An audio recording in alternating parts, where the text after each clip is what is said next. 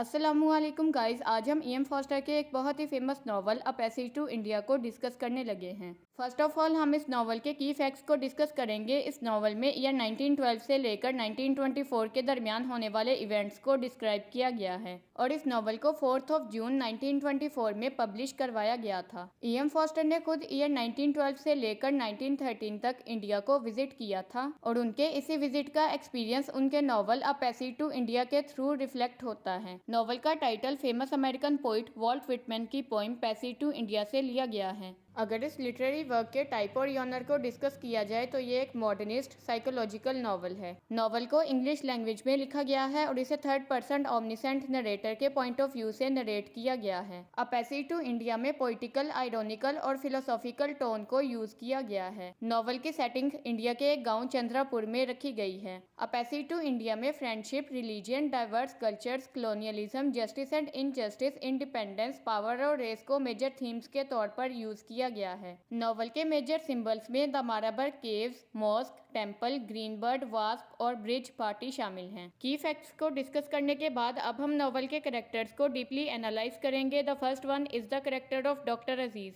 Doctor Aziz इस novel का main character है जिसके इर्द गिर्द सारी स्टोरी रिवॉल्व करती है और वो स्टोरी का प्रोटैगनिस्ट भी है। वो एक यंग मुस्लिम डॉक्टर है जो कि ब्रिटिश के रूल में चंद्रापुर के एक हॉस्पिटल में काम करता है। नॉवल के स्टार्ट होने से कई साल पहले उसकी वाइफ की डेथ हो चुकी है और उसके 3 बच्चे हैं। डॉक्टर अजीज एक सादा जिंदगी गुजारता है ताकि अपने बच्चों के लिए ज्यादा से ज्यादा पैसे बचा सके। नॉवल में डॉक्टर अजीज को एक इमोशनल, सेंसिटिव, चार्मिंग और प्राउड पर्सन के तौर पर पोर्ट्रे किया जाता है जो कि पोइट्री को पढ़ना और लिखना बहुत ज्यादा पसंद करता है। नॉवल में डॉक्टर अजीज की मिसिस मोर और मिस्टर फील्डिंग के साथ दोस्ती हो जाती है और ये फ्रेंडशिप सिंबॉलिक है क्योंकि इसी फ्रेंडशिप की वजह से डॉक्टर अजीज ईस्ट और वेस्ट के दरमियान के फर्क को खत्म करता है क्योंकि डॉक्टर अजीज को एक ट्रूली ओरिएंटल यानी कि ईस्ट पर्सन जबकि मिसिस मोर और मिस्टर फील्डिंग को वेस्ट पर्सन के तौर पर प्रेजेंट किया गया है। मिस्टर अजीज की लाइफ कम्प्लीटली चेंज हो जाती है जब एडेला क्वेस्टेड उन पर यह इल्जाम लगाती है कि उन्होंने केव्स में एडेला को एक्सप्लॉइट करने की कोशिश की है। इसी वजह से डॉक्टर अजीज का कोर्ट में ट्रायल भी चलता है और ट्रायल के बाद उन्हें इस बात पर यकीन हो जाता है कि अब इंडिया को ब्रिटिश यानी कि मिस एडेला क्वेस्टेड जैसे लोगों को अपने मुल्क से बाहर निकालकर एक इंडिपेंडेंट नेशन बन जाना चाहिए। The next one is the character of Adela Quested जो कि अपर मिडिल क्लास से बिलोंग करने वाली एक यंग इंग्लिश लेडी हैं। वो रोनी की मदर मिसिस मोर के साथ रोनी हीस्लोप से मिलने इंडिया आती है। वो पहले रोनी से लंदन में मिल चुकी है और वहीं पर इन दोनों की दोस्ती होती है और अब वो बहुत ज्यादा कंफ्यूज है कि क्या उसे रोनी से शादी करनी चाहिए या उसे छोड़ देना चाहिए।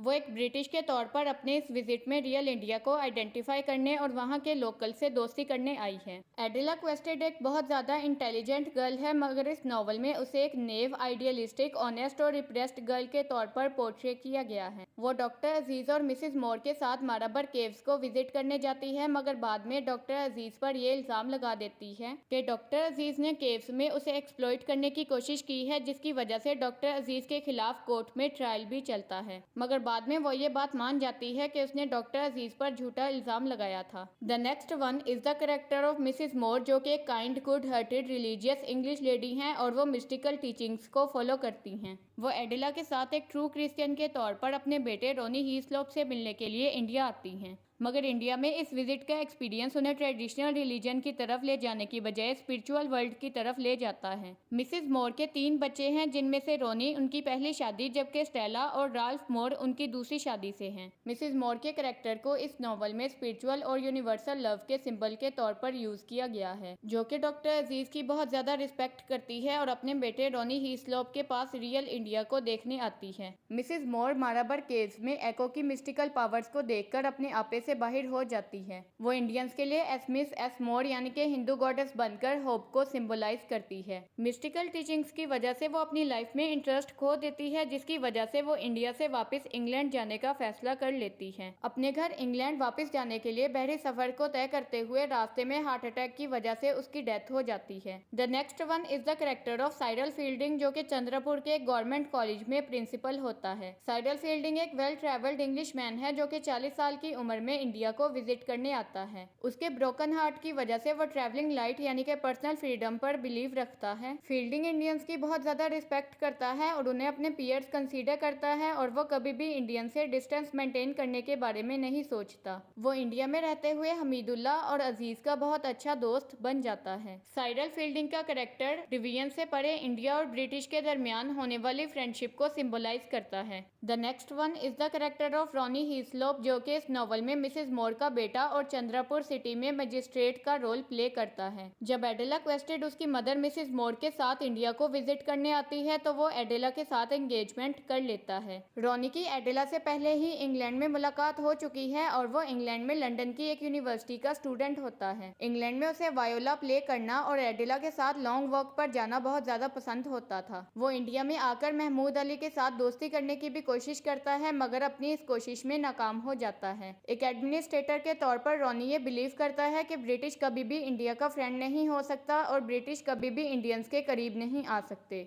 वो ये फील करता है कि ब्रिटिश का बिहेवियर कभी भी इंडियंस के साथ अच्छा नहीं था। वो सिर्फ इंडिया पर कंट्रोल कायम करना चाहते थे और अपनी कमजोरियों को छुपाना चाहते थे। The next one is the character of professor God बोले जो कि एक बुजुर्ग आदमी है और मिस्टर फील्डिंग के साथ गवर्नमेंट कॉलेज में काम करता है। वो लाइफ की तरफ डीपली स्पिरिचुअल एटीट्यूड शो करता है क्योंकि वो मिस्टीरियस हिंदू बैकग्राउंड से बिलोंग करता है। प्रोफेसर गॉड बोले अजीज के ट्रायल के बाद माओ की इंडिपेंडेंट स्टेट में मिनिस्टर ऑफ एजुकेशन बन जाता है और वो अजीज को वहां पर जॉब हासिल करने में भी मदद करता है। The last one is the character of Hamidullah जो कि एक middle aged Cambridge trained lawyer होता है। नॉवल में वो डॉक्टर अजीज का रिलेटिव जबकि साइडल फील्डिंग का फ्रेंड होता है। नॉवल में उसका कैरेक्टर एक सटल, इंटेलिजेंट और प्लेजेंट पर्सन के तौर पर प्रेजेंट किया गया है। वो इंग्लैंड में रहते हुए इंग्लिश पीपल के बिहेवियर को डीपली ऑब्जर्व करता है मगर जब वो इंडिया वापस आकर इंग्लिश पीपल के बिहेवियर को इंडियंस के साथ ऑब्जर्व करता है तो उसे बहुत ज्यादा मायूसी होती है। डॉक्टर अजीज के मुश्किल वक्त में हमीदुल्लाह साइडल फील्डिंग के मना करने के बावजूद इंडियन नेशनलिस्ट लॉयर अमृत राव को डॉक्टर अजीज का केस सॉल्व करने के लिए बुलाता है।